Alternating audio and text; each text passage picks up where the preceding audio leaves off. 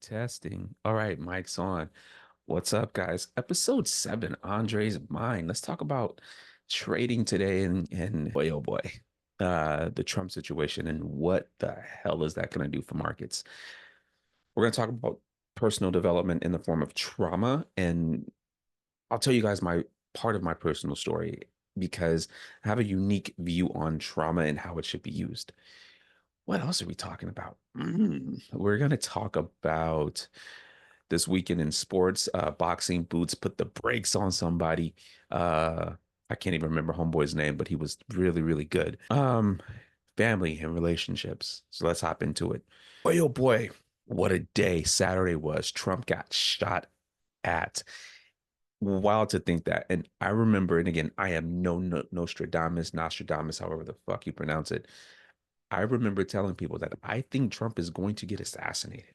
And I said that because just one of how he was talking. Let me adjust this. I'm not heavily pro Trump. I'm not heavily against Trump. I don't like Joe Biden. I don't really even like Trump. I like America and the raw, hardcore America where anybody can make it without the banks redlining zones from black people and brown people trying to buy real estate. That's the America I like. And that's the America that I want to come back. Trump shooting in markets. So be aware of the JFK narrative that's about to come out. Be aware that if Trump is showing steam, money is going to flow out of the dollar. That's going to be an opportunity for America to bring jobs back on American soil. That is going to be an opportunity for America to become America, right? What it was founded on. It's pretty ironic that they fought the war to abolish taxes, and here we are paying taxes, and people buy fireworks, pay taxes on fireworks, and you're popping shit off on the 4th of July. It's the ultimate contradiction in my mind, at least. I would watch the US dollar, watch the flows, watch for bullish gold if it's really going to have a drastic effect on markets. Watch the S&P, watch the Dow Jones, watch for record highs and all of this stuff. But again, if we start flowing into safety, I will watch gold. Now, I have a sneaking suspicion that gold and Bitcoin are heavily tied together. So watch for a rise in Bitcoin. I know we're headed into middle of the quarter and things are going to ramp up before election time. Like let's just call the spade the spade. If things are going to ramp up, things make it crazy. Save money, people. One of the things that I do and I used to do heavily back in the day, I used to be an insurance agent. Fun fact, insurance was one of the things that led me towards markets in general because I didn't like the way companies were paying out benefits or not paying out benefits. It just drove me absolutely crazy. And just to peek into that, what made me leave the insurance industry was this lady wanted to buy insurance from me. This lady was awesome. She was great. And I couldn't in right mind sell this lady an insurance policy because I told her, hey, this policy is not good for you long term. What if you outlive the policy? There's no cash value to the policy. And the company I was with was saying that cash value was the devil. It's not. Then I moved over to a different company and got properly trained in insurance. And I had a brief stint with State Farm. And it just made me realize that I need to do something bigger. So watch, I would say plot for safety. And if you're not, how can I put this? Markets aren't the end all be all, especially in the form of safety. Invest in an index universal life plan. And again, this is not financial advice. I am no longer life insurance licensed in the state of California, so I can't tell you this. So look into an IUL. There are IULs that are backed by gold that outperform the S&P. And there are crazy tax benefits to investing money into an IUL. Get yourself a good tax professional that knows IUL policies and insurance investments, and you can literally feed yourself for life. I know people that have paid houses off with IUL policies, just finance kids through college with index universal life policies. So that is something for you to consider. Now, still keep a close eye on these indexed funds because what's going to happen is the S&P will turn before anything, but you'll also see hints of it in the bond market. Watch the bond markets because we're either going to be risk on or risk off. I wonder if your favorite social media personality likes that term or even knows what it is. So again, if we're in a risk off scenario, watch the bond market. The bond market is going to tell you everything you need to know. All right, transitioning to another topic. Talk about sports. This weekend, Boots Ennis beat the brakes off of this dude.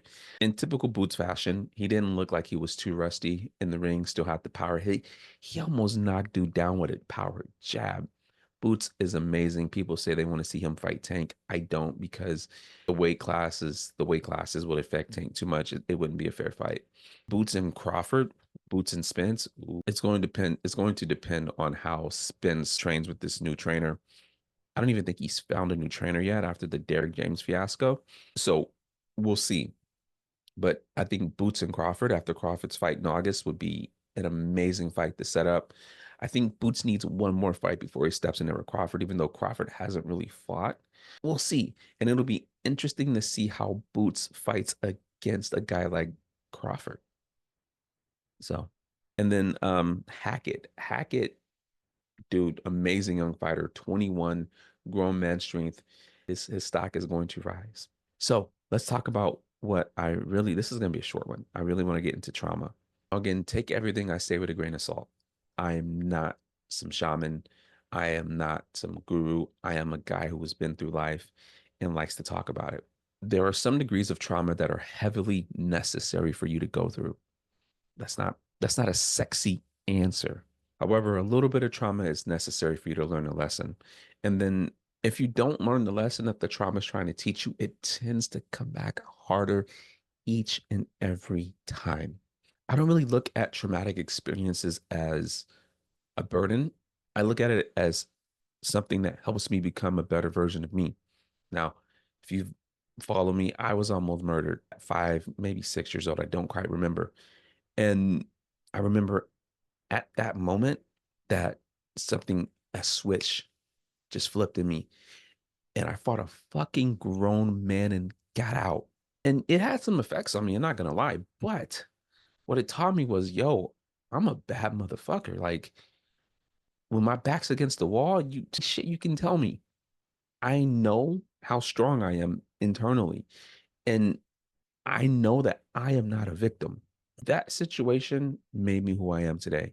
That situation also taught me that I am not a womanizer. I don't like seeing people go through trauma, and I don't want anyone going through anything like that at my hands. So the lesson that I learned in trauma was nothing's too hard because I faced something really difficult, and just the will to want to survive got me out of it. And I left that scenario like, damn, I'm I'm dope. Like I like myself, right? While you can use it as an excuse to drink, right? To do drugs. Again, I'm not a heavy drinker. I don't do any kind of drugs. I don't even smoke weed. Sometimes my kids make me want to take a hit of some CBD because sometimes I just want to, if you're a parent, you fucking get it. Like you just want to like give them a three-piece, like wah wah wah. But again, they're kids right there. That's what they're supposed to do. I know that through my trauma, it unlocks levels of me.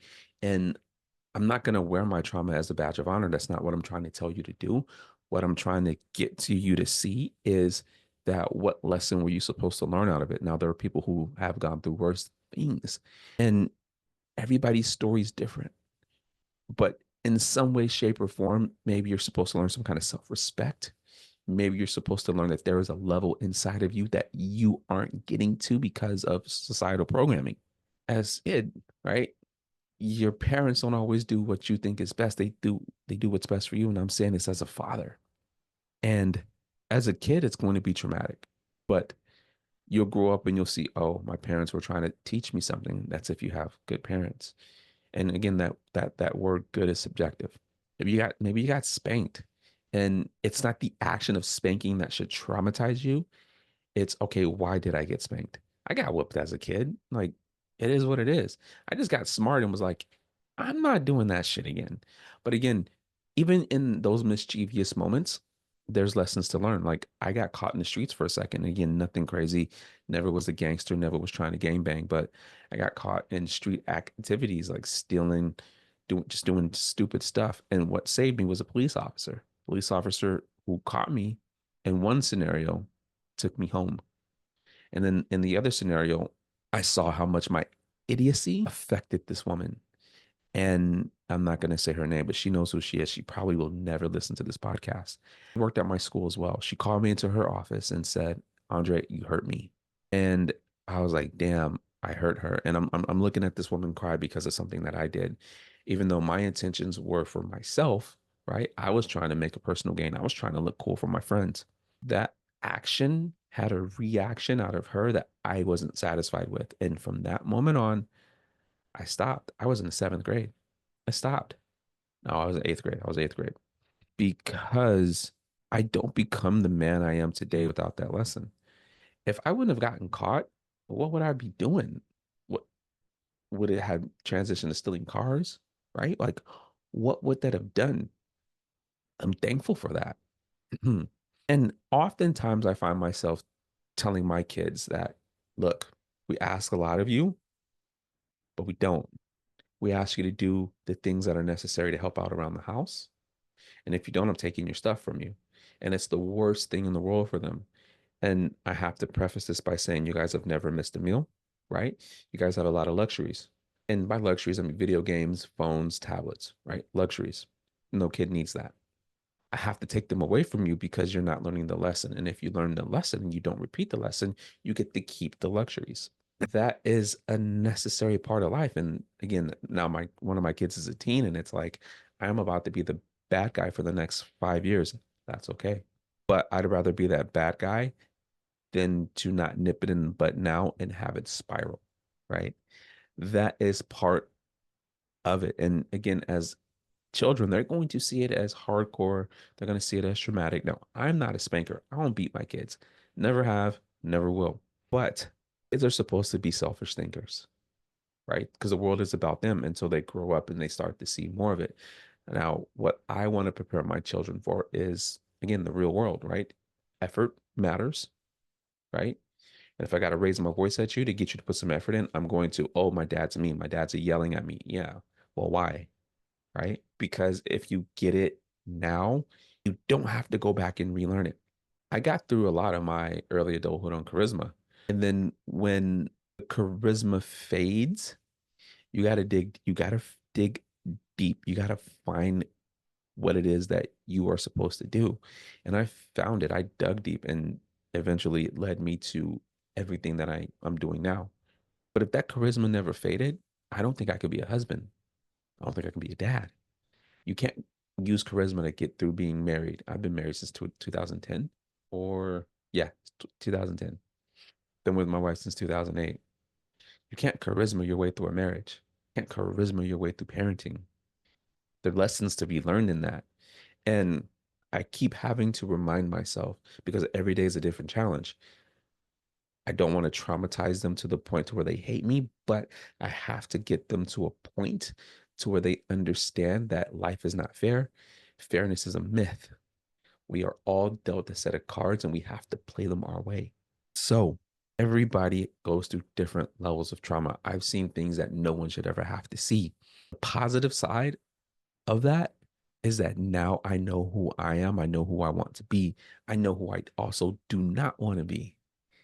It's a double-edged sword, but I think it's a positive if you learn how to spin it the right way. Let's transition. Overall, I think the state of America is going to change, and I hope people wake up now, whether this Trump assassination attempt staged, whether it's not, because they're again media, they play games, they do this kind of thing. What it should do is wake people up, snap you out of it. Everything's not peachy keen, and it will affect the markets in some way, shape, or form. Prepare for it. If you're not a trader by the traditional means, look into the non-traditional way. There's more ways. Again, many people don't know about the benefits of an IUL policy and how they're tax free because you're not taught that. This is a tactic that I use in my personal life. My kids' college is already paid for through an IUL, ironically. You're not taught this because it's not the sexy answer. It's not the invest in the S&P. It's not the 401k, right? It's none of that. So just be on the lookout for these alternative means. And if you want me to talk more about my investment and experience, no doubt, It's mostly with index pop products. I do know a lot about the financial markets. Can I trade for a living? I study finance. I'm thinking about becoming a CTA. I just don't like studying. I don't have the patience for it. But I think it would be cool to say, I'm Andre Stewart, CTA. It's just letters at the end of my name. So, and again, if you're going through something traumatic, really, and I know it's hard to see the lesson in it, but try. Don't let your heart harden because of something someone else did. It's something you're supposed to learn. There's no mistakes. And that's harsh to say to someone who's been through something worse than I've been through. But if you learn the lesson, it won't repeat. And it's also healing. With that, I'm signing off. I hope you guys have a great week. It's Monday. Um, Start your week off with something positive. Start your week off in a mind frame that is going to carry you through the week. And again, when I was in the working world, it was difficult for me because I don't like being told what to do. And if that's you, you just have to figure out something you're passionate about or just a side hustle. And I don't think you always have to be passionate about something. It could just be something that yields fruit for you. Okay, signing off. Enjoy your day, guys. Cheers.